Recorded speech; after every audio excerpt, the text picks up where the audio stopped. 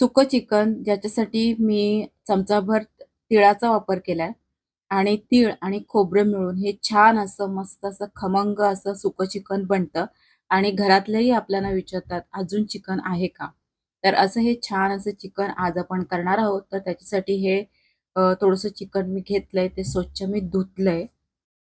ह्या चिकनसाठी आपल्याला थोडीशी हळद लागेल आणि आलं लसूण पेस्ट. तर ते हे दोन्हीही लावून मी हे चिकन थोडं साईडला मुरण्यासाठी ठेवून देते.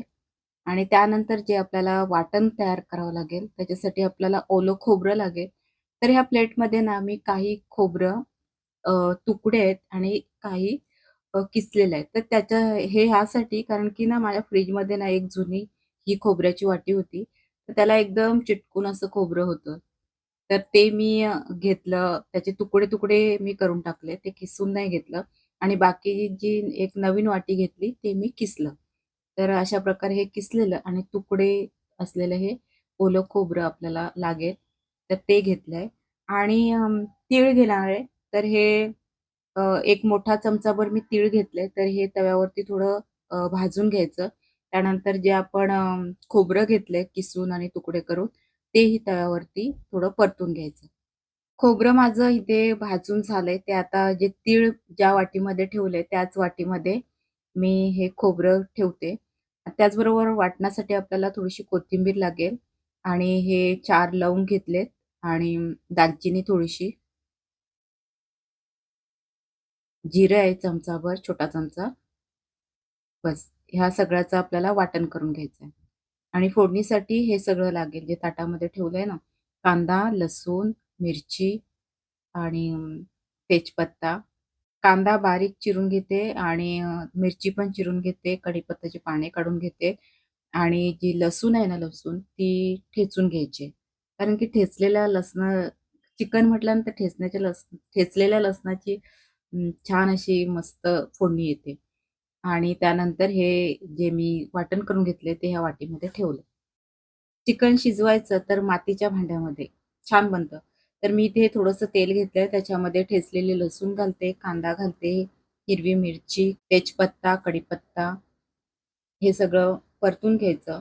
तेलाचा वापर थोडा कमीच करायचा, कारण की ह्या चिकनमध्ये आपण तीळ वापरलंय आणि खोबऱ्याचा पण वापर होणार आहे. त्यामुळे त्याच्यामध्ये पण नैसर्गिकरित्या थोडंफार तेल आपल्याला मिळतं त्याच्यातून आणि आता टोमॅटो पण घातलाय, तर हे सगळं फ्राय आपलं करून घ्यायचं आणि त्यानंतर त्यामध्ये वाटण घालायचं आणि खमंग असं हे वाटण त्या तेलावरती परतून घ्यायचं. हा 1.5 चमचाभर चिकन मसाला आहे. त्यानंतर आपला घरगुती लाल मसाला, गरम मसाला, हळद तर आपण जेव्हा चिकन मुरायला ठेवलं तेव्हा घेतलेलंच आहे. त्यामुळे आता हळदीचा वापर आपल्याला नाही करायचा आहे. तर एवढेच मसाले घालून हे जे खोबरं आहे, ते चांगलं असं वाटण आपलं त्या तेलामध्ये मस्त असं खमंग असं परतून घ्यायचं. वाटण छानपैकी परतलं गेलंय. आता हे जे आपलं चिकन आपण साईडला ठेवलं होतं मुरायला, तर ते चिकन घालायचं ह्याच्यामध्ये. त्या मसाल्यामध्ये हे चिकन चांगलं असं परतून घ्यायचं आणि पहिल्यांदा आधी ह्या मसाल्यामध्येच आपल्याला थोडा वेळ हे चिकन शिजवून घ्यायचंय. आता ही प्लेट ठेवली. प्लेट मी जी ठेवली ती एकदम फ्लॅट आहे. त्याच्यामध्ये मी पाणी नाही ठेवू शकत. तर हे जे वाटणाचं पाणी आहे, ते अजून एक छोटीशी प्लेट त्यावरती ठेवते. म्हणजे ते वाटणाचं पाणी ते खालचं चिकन शिजेपर्यंत थोडं गरम होईल. आता हे थोडा वेळ शिजवलंय. आता पुन्हा झाकण उचलून आपल्याला ते चिकन चेक करायचंय, की किती झालंय ते.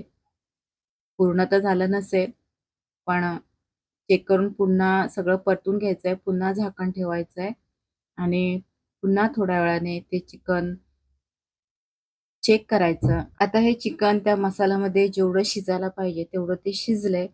तर आता हे चवीनुसार मी मीठ घालते. तरीही जेव्हा दाबून बघितलं ना तेवढं एवढं शिजलं नव्हतं. थोडं चामटच लागत होतं. तर त्यानंतर त्याच्यासाठी मला आता ते थोडंसं प्लेटमध्ये आपण जे पाणी ठेवलंय ना, तर ते पाणी त्यामध्ये थोडंसं घालायचं. म्हणजे हे चिकन आपल्याला जसं व्यवस्थित शिजायला पाहिजे तसं छानपैकी असं शिजतं. थोड्या वेळानंतर हे खमंग असं सुकं चिकन माझं तयार झालं. त्यानंतर घरातलं ना मी जेव्हा ताटामध्ये वाढलं, तेव्हा ते लगेच संपलं त्याच्या ताटामधलं आणि प्रत्येकजण मला विचारत होता, की "अजून चिकन आहे का?" त्यामुळे अशा प्रकारचं चिकन बनवायचं असेल, तर ते छान होतं चवीला. खमंगपणा असतो ह्या चिकनच्या मसाल्यामध्ये. त्यामुळे अ, जर काही अशा प्रकारचे आपण चिकन बनवणार असू, तर थोडं जास्तीचंच बनवायचं. कारण की आपल्याला घरातले विचारतातच, "अजून चिकन आहे का?" कारण की हे चिकन खमंग, मस्त आणि चवीला एकदम उत्तम बनतं.